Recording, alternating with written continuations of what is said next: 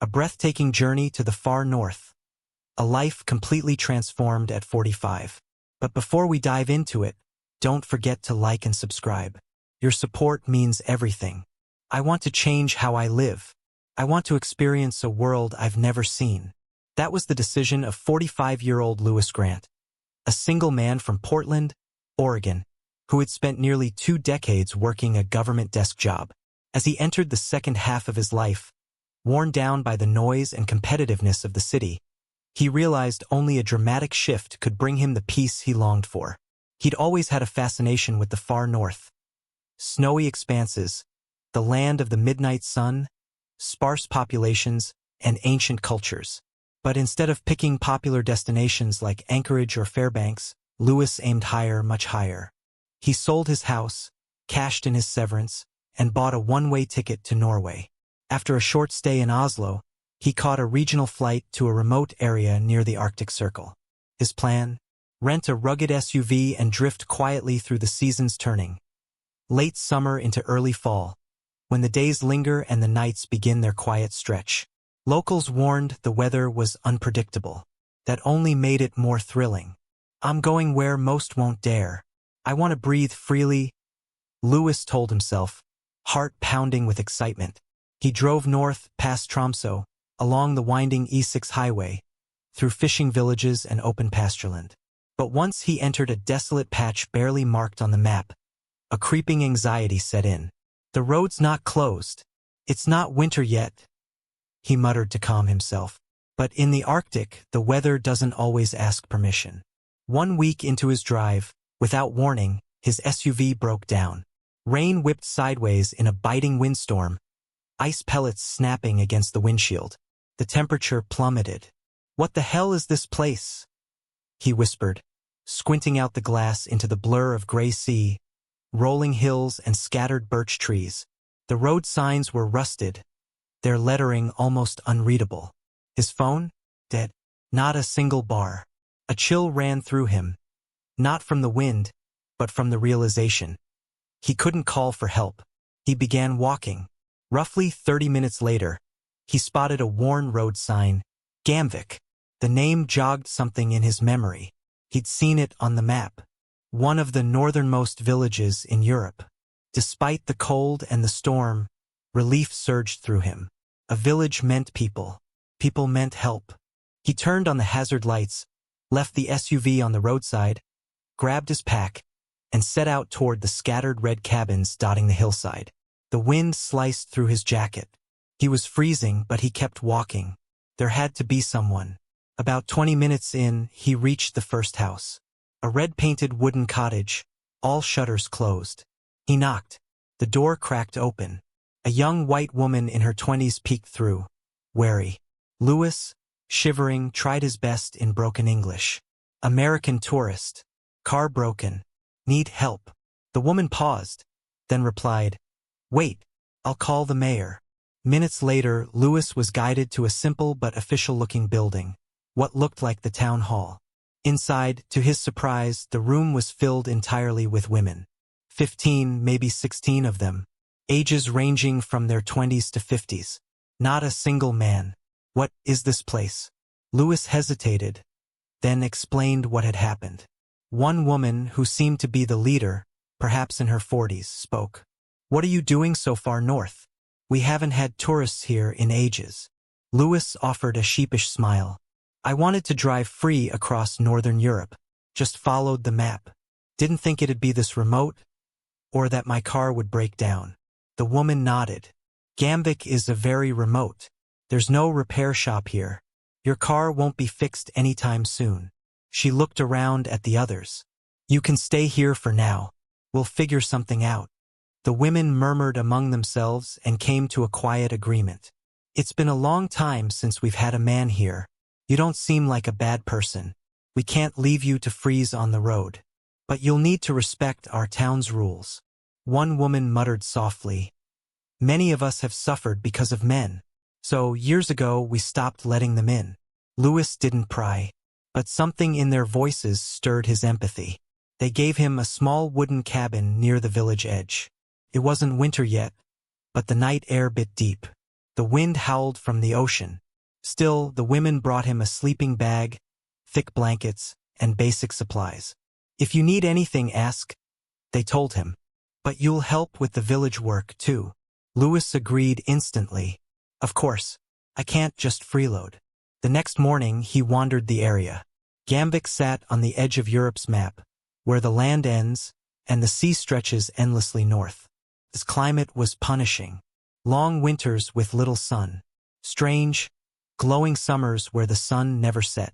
He'd read a report about the village facing extinction due to depopulation. Now, seeing it with his own eyes, he understood. The streets were eerily still. Many homes were worn, abandoned. Cell signal barely flickered.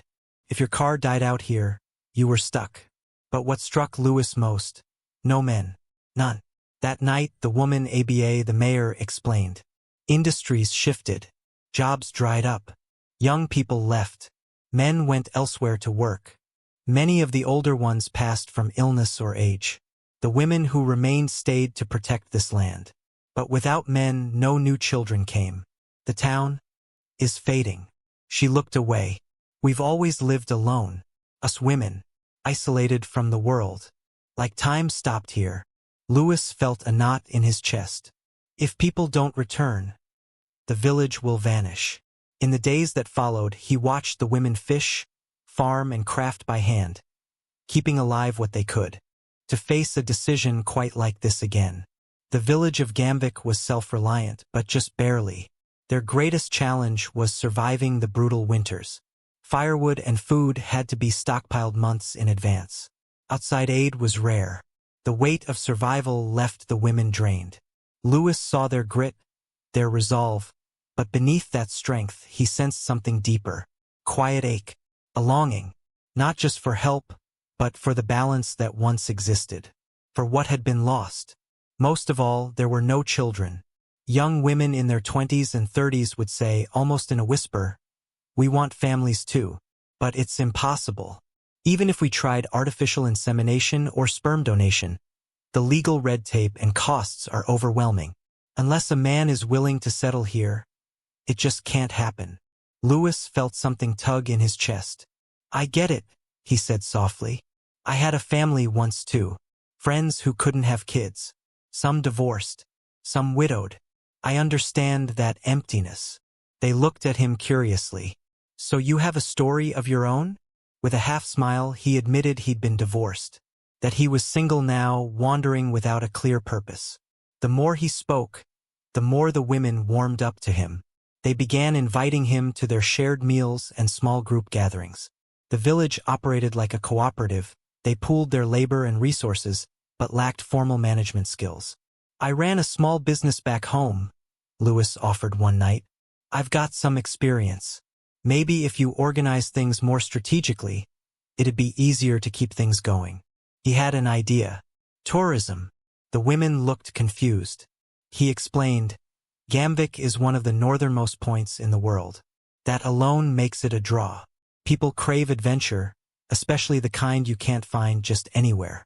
Tourists come here to see the northern lights, the midnight sun. This place could be an experience in itself. Some younger women lit up with interest. You really think it could work? Louis nodded. Absolutely. It won't be easy. But adventure seekers from all over would pay to come here. We could build a small hotel, create guided experiences. There's potential here. They were excited but hesitant. We could renovate some of the abandoned houses. Launch a website. But we barely speak English. And we have almost no money. Louis leaned forward. I'll invest some of my savings. I can help with online marketing, maybe even set up a crowdfunding campaign. He had received a decent payout from selling his house in Oregon. Money he'd planned to use for retirement. But now, faced with a chance to build something meaningful, he felt a spark he hadn't felt in years. Over the next week, the women held long meetings. By the end, they all agreed. Let's try. Let's build a future for Gamvik. It wouldn't be easy, but doing nothing meant slow extinction. If they were going to disappear, they'd go down fighting. There are no men here, one woman noted, and many of the physical and technical tasks are hard for us alone. Maybe Lewis can help lead this. They weren't just placing hope in tourism. They were placing hope in him. Lewis repaired heating systems, sealed windows, and organized construction supplies. The women watched him work, and something shifted in the air. Maybe it was respect. Maybe something more. The cooperative tourism project breathed new life into the village. Lewis didn't ask for leadership, but everyone deferred to him. They ordered second-hand building materials, set up supply chains, and began renovating a rundown building into a modest guest lodge. The women radiated excitement. "Maybe this will work," one whispered. "Maybe we have a future after all." As the days passed, so did their formality. The women's attitude toward Lewis warmed. What began as politeness became fondness. Some invited him for walks. Others planned beachside bonfires and barbecues. He felt a flicker of confusion, then something else, happiness. He'd been alone for a long time, and here, in this remote corner of the world, he was the only man. Maybe something was bound to happen. One afternoon, a woman around 30, her name was Lisa, pulled him aside. "I need to tell you something, and it might sound strange," she said. "I want a child, but there are no men here." Lewis's heart thudded. Lisa continued, "We barely know each other, but many of us want children. Watching our village shrink. It's unbearable. When you arrived, we felt hope again." He didn't know what to say. His thoughts tangled. Then, days later, ABA, the mayor, called a village meeting. She spoke gently but directly. "If you're willing, most of the women here want to start families with you." Lewis froze. "You're serious?" ABA nodded. "It may sound mad, but we're disappearing. Even if we found men to marry, they'd leave eventually. Artificial options are complicated. You're here. You're kind. You've helped us. You've already become part of our lives." He stumbled back, overwhelmed. "I mean, I couldn't even handle one woman, let alone a dozen." The women chuckled softly. One replied, "We know it's a lot to ask, but this isn't about romance. It's about survival. We'll coordinate. We'll be mindful. We need a future." Lewis was stunned, but he couldn't deny the truth. He could feel the desperation, the sincerity, and deep inside, maybe, just maybe, he wanted to say yes. Chance to bring so much life into the world. It overwhelmed him. But it also stirred something unfamiliar, something deep. If he could do even one meaningful thing for this village, maybe it was worth it. And the women made one thing clear. This wasn't just about desire. It was about survival. This was a collective act of hope. After days of quiet thought, Lewis finally gave his answer. "I can't promise I'll be able to support every woman the way she deserves. But I'll try. As long as it's mutual, respectful, and every one of you truly wants this, not out of pressure." Word of his decision spread like wildfire. He said yes. The women in their 20s and 30s were thrilled, nearly cheering in the streets. Even those in their 40s and early 50s, still hopeful and healthy, asked to be included. Nearly every woman of childbearing age came forward. What followed was something no one had seen before, a carefully coordinated collective pregnancy plan. It was all handled in quiet, dignified order. Each woman underwent a health screening. The mayor, ABA, organized a calendar based on ovulation cycles, ensuring harmony, fairness, and privacy. Jealousy was carefully avoided. It wasn't romantic. It was deliberate and determined.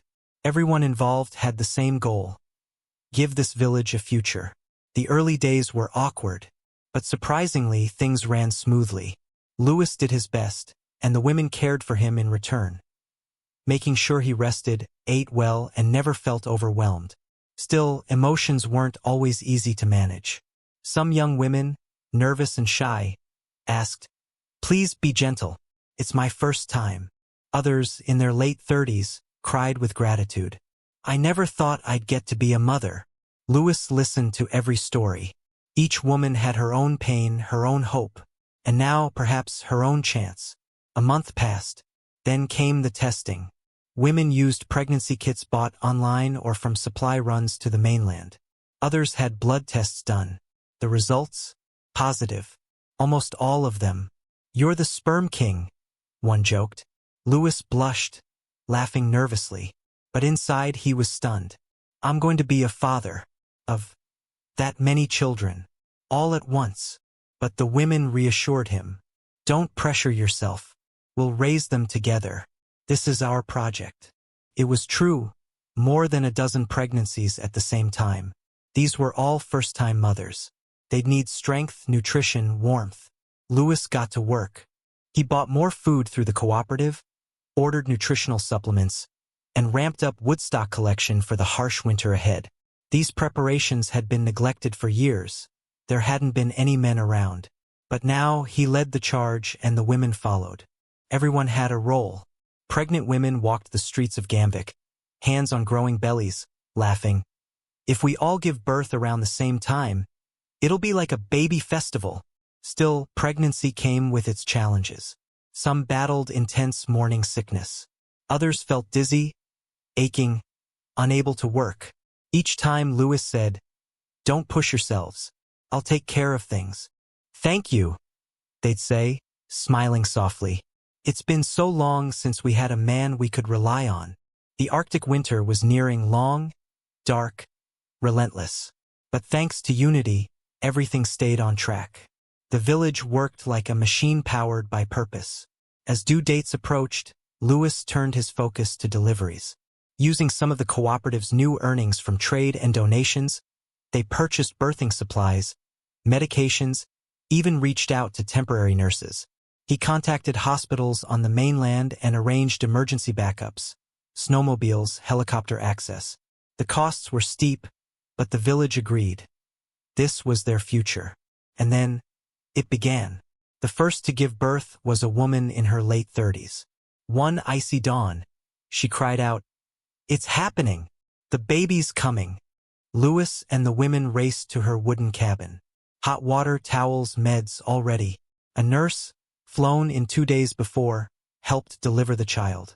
After hours of labor, a cry rang through the cabin. A new life. Cheers echoed across Gamvik. Louis held the mother close as she sobbed, and his own tears spilled freely. Over the next 10 days, the others followed, one by one, sometimes two at once. The nurse ran between rooms, sometimes barely finishing one delivery before another began. The chaos was joyful. Every cry of a newborn was met with laughter and applause. Women embraced, tears in their eyes. "So many babies at once," they said. "Can you believe it?" Louis stood among them, dazed and amazed. He'd never imagined a scene like this. More than a dozen babies, born in waves, all his, all part of him. A month later, once the mothers had recovered and the babies were safe and thriving, the village held a grand celebration. Today, they said, marked the rebirth of Gamvik. Hope was no longer just a dream. It had a heartbeat, a name, and it was crying softly in every home. The village, once frozen in time from the absence of men and children, was now forever changed. With the birth of over a dozen babies, Gamvik had reached a pivotal moment. For the first time in years, the village felt alive. The cries and laughter of newborns echoed down every lane, bringing a vibrant, joyful energy that had been missing for generations. On the day of the village celebration, Louis realized something had shifted. They now treated him like a hero. "Chief, thank you for giving us children," the women said as they hugged him, one after another. Some wept openly, their dreams finally fulfilled. "All I ever wanted was to be a mother," they said, their eyes shining. Shared parenting, once just an ideal, had become a reality. Louis looked around at these women, resilient, warm, fierce, and felt like he was living inside a dream. A strange, beautiful dream. The sense of accomplishment that filled him wasn't pride. It was gratitude. Gratitude for their determination, and for the choice he had made. That night, a bonfire lit up the center of the village.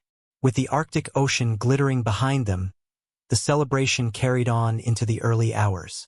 Unlike the silent nights of old, tonight there was a man, Louis, a father to many, and for once, everyone could simply enjoy. As the fire burned low, someone shouted, Let's toss the chief. Someone else laughed and asked Louis if he knew the custom. He did and grinned nervously. But before he could protest, a dozen women joined hands and lifted him into the air. Thankfully, the ones who'd just given birth were still resting, so others took the lead. As he soared into the dark, starry sky, the baby's cries joined the cheers, forming a symphony of new life. As they gently lowered him, Louis choked up, voice trembling. This is the happiest moment of my life. With the births behind them and the mothers recovering, the women began to focus seriously on their tourism project. Now that we have children, they said, let's truly open this village to the world. An Arctic village filled with laughter, children, and shared purpose. It had become its own unique charm. Louis agreed and reinvested the cooperative's profits into improving infrastructure. They arranged shuttle buses from the mainland, organized winter Northern Lights tours, summer midnight sun experiences, deep-sea fishing excursions, and crafted goods reflecting their unusual way of life. They even launched a tourism website, Gamvik, the Reborn Arctic Village. Once forgotten, now alive with children. Curious explorers from across Europe began sending emails. They asked about the village, the women, the children. And the man? Some would write. They simply replied, one man came, he stayed, and he helped us rebuild. At first, they shared only the broad strokes of the story. Too many details might attract scandal. But as the visitor numbers slowly grew, so did their income, and with it, the quality of life. Better heating, improved plumbing, medical care, and education followed. Nurses and teachers visited regularly. The children, growing stronger by the day, filled Gamvik with movement and laughter. Gone were the days of silence. The people proudly said, we're one big family. We raise our children together, and we build our future together. Visitors were deeply moved by what they saw. Toddlers ran wild through the frost-covered fields, giggling in the crisp air. The sheer improbability of it, a remote Arctic village where one man and many women raised dozens of children, captivated everyone. Louis, now a father to more than he could count, carried both immense joy and pressure. He was middle-aged. He'd never planned for this. And yet, because of the cooperative parenting, he didn't have to bear the burden alone. Every child received love. Every need was shared. To the children, he was simply Dad or Chief. Dad, can I go to the beach with you? Chief, help me fix this. Days flew by. Time melted into moments. I worked hard my whole life in my home country, Louis would say. But I never imagined I'd end up with a family this big, out here, in the Arctic. The women, too, balanced their new lives, parenting, work, and building relationships with each other and with him. Their unity was their strength. They had created a unique agreement. We are all mothers, and Louis is the father of all. Jealousy? Conflict? Of course, now and then. But the deep respect they held for one another, forged in hardship and trust, kept everything in balance. When trouble came, they supported one another effortlessly. If you're tired, I'll watch your baby today. Tomorrow you'll watch mine.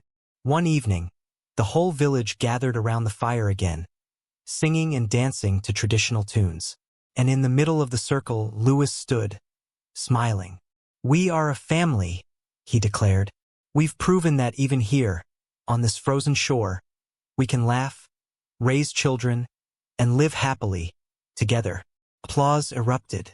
One woman shouted, let's toss our chief again. Laughter echoed as he was lifted once more. 1, 2, 3. Up into the starlit sky.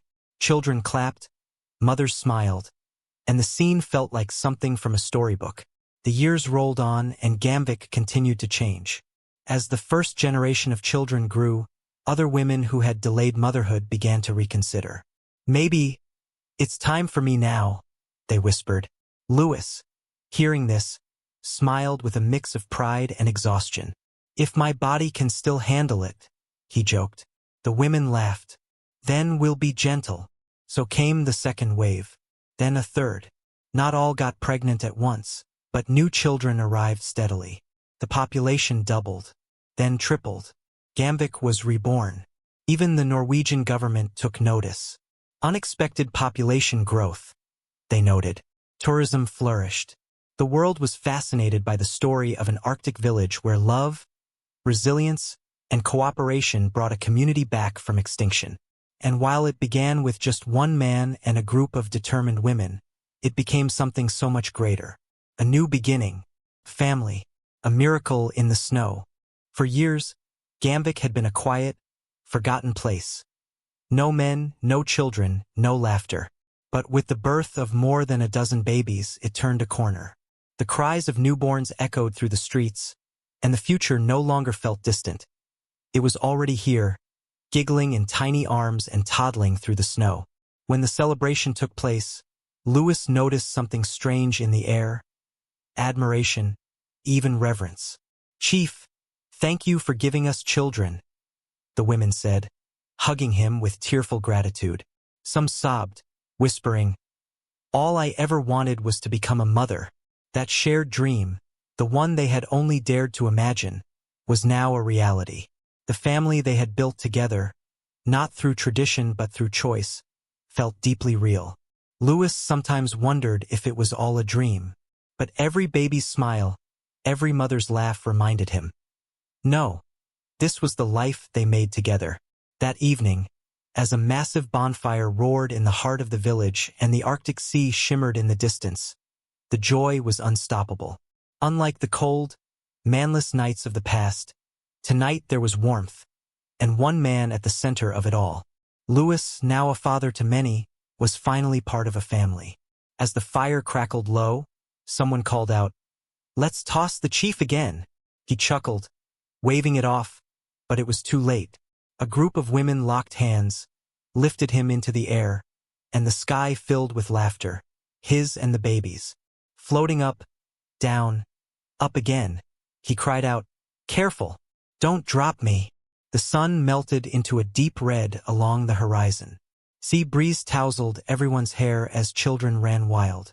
Lewis turned to see them, his children, playing, smiling, alive. And in that moment he felt proud. The mothers had nurtured a dream.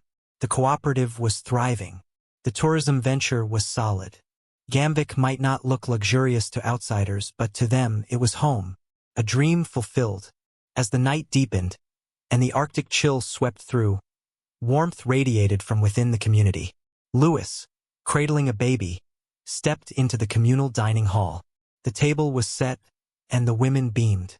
"Try the grilled fish tonight, Chief, fresh from the beach." As he fed one of the toddlers, others fussed over spoons, bibs, and bits of bread. Laughter filled the room like music. It wasn't perfect, but it was beautiful. Later, walking alone under a blanket of stars, Lewis looked up at the glittering sky. He knew this was where he'd stay. Even if the children someday left to explore the wider world, this village would always be home. He whispered to himself, "This is where I'll grow old." "Thanks to you," the women often said. "We have children. This village came back to life. We don't even have the words." But Lewis always replied, "I never thought I'd be a father to so many. Maybe I'm the one who's most grateful." And it was true. The love they shared, born not just of biology but of trust and unity, was something rare. As the children grew, the tossing, the mantio, became tradition. Whether it was a birthday, a new school year, a signed trade deal, or no reason at all, they tossed someone into the air. Always with laughter. Always with love. One day, a little boy ran up and said, "Dad, can we toss me this time?" And before Lewis could answer, the women shouted, "Let's do both." And so the village tossed the child and the man who had brought them back to life. The sky turned orange, then violet. The laughter never stopped. Years passed. When the children reached school age, new teachers arrived. Some women even earned degrees themselves and taught right there in the village. Bus routes linked Gamvik to nearby towns, and Lewis wondered what happens when they reach high school. Maybe they'd leave, but maybe not. Distance learning, small schools, there were options now. The point was, the future was theirs. 10 years in, Lewis neared 50. The number of children had grown. Maybe 10, maybe 20, and all of them laughed and played with boundless joy. The family he had helped build became a living model of something rare, something real. Reporters and filmmakers sometimes came asking, "Can one man really live with dozens of women and children?" The villagers would smile and say, "We're a community built on trust and choice. Outsiders don't understand. But we're happy." One evening, as the sun dipped low, Louis sat on a hill by the sea. A little boy ran up, grinning. "Dad, are you getting tossed again today?" Louis laughed. "We'll see." Women called out playfully, "Come on, Chief, let's toss the kid too." And once again, laughter and joy rose into the golden sky. Gamvik wasn't rich. It wasn't famous. But it had changed completely. It had become a true family. As night fell and frost kissed the rooftops, Louis walked into the dining hall holding a sleepy toddler. The women were already setting plates. "Today's fish is perfect. Just caught it ourselves." Feeding the kids, laughing over spilled soup, calming little arguments. It was endless. It was noisy. It was wonderful. After dinner, he'd go outside again, look up at the stars and think, "I could die here, content." Even if the kids left one day, this village would still be the place they'd return to. Home. The women often said, "Thanks to you, we found joy." But Louis, with a quiet smile, always replied, "I think I found more." As the years passed, more children were born. Some women who hadn't started families before now chose to. And Louis, though older, tried to keep up. "There'll be a second wave," they joked. "Maybe even a third." And somehow there was. The population of Gamvik doubled, then tripled. The Norwegian government raised an eyebrow. Tourists kept coming, drawn by the story, the legend of a village reborn by one man and many women. Media called it a miracle. Others called it controversial. But the villagers simply smiled and said, "We have our chief. He saved us." Visitors would whisper, "Is he really the father of all these kids?" No one ever said. But those early guests understood. This place was something different. Something special. In the frozen north of Norway, one man named Louis, stranded by a broken-down car, helped ignite a legend. Together with a group of strong, determined women, they built a home, a family, an economy, and a future. And so the story of Gamvik continued, filled with warmth, laughter, children, and the never-ending ritual of tossing the chief into the Arctic sky. And maybe, just maybe, that story will never end. If this tale touched your heart, don't forget to like, comment, and subscribe. There's always another chapter waiting.